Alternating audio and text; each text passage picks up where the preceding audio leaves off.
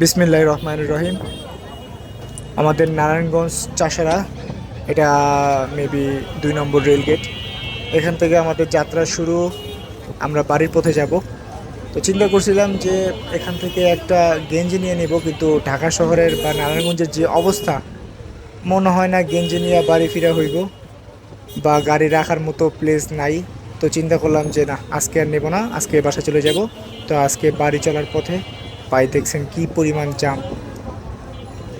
অটোর জন্য নারায়ণগঞ্জ শহরের মধ্যে আপনি পাওই রাখতে পারবেন না, এরকম একটা অবস্থা।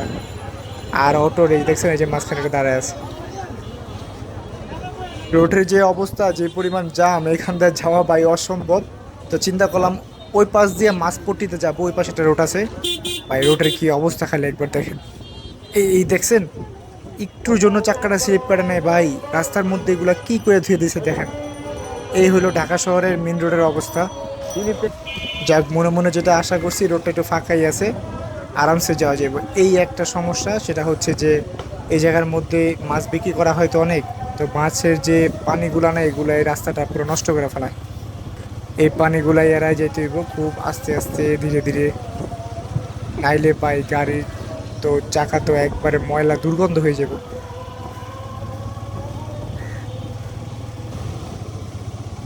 তাহলে আসেন একটু রোডের ফিল নেই, চলুন।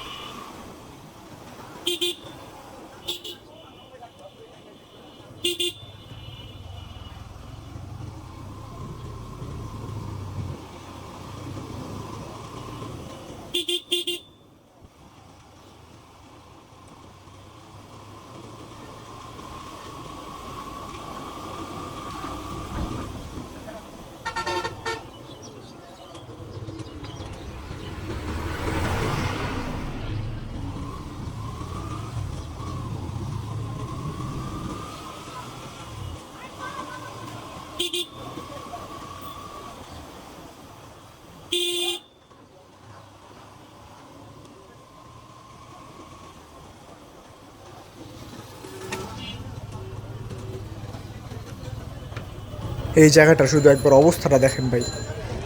মানে প্যাক কাদা দিয়া, গতকাল রাতে বৃষ্টি হয়েছিল, বৃষ্টি হওয়ার কারণে মেবি এই জায়গাটা এত প্যাক কাদা হয়েছে। যে অবস্থা, কেউ যদি হাইটা যায় শেষ। আমার গাড়ির চাকা ময়লা দিয়া সাড়ে সর্বনাশ। যাই হোক, অনেকটা রাস্তা ঘুরে আসা হইলো, জামটা একটু কম কমই রাখতেছে।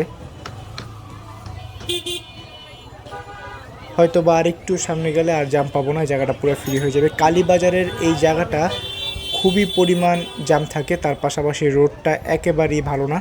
এই রোডটা আসলেই উন্নয়ন করা, ঠিক করা দরকার।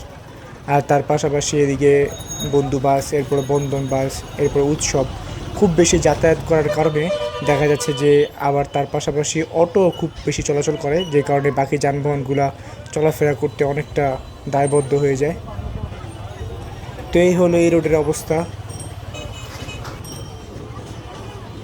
অবশেষে নারায়ণগঞ্জ শহরের যানজট শেষ হলো।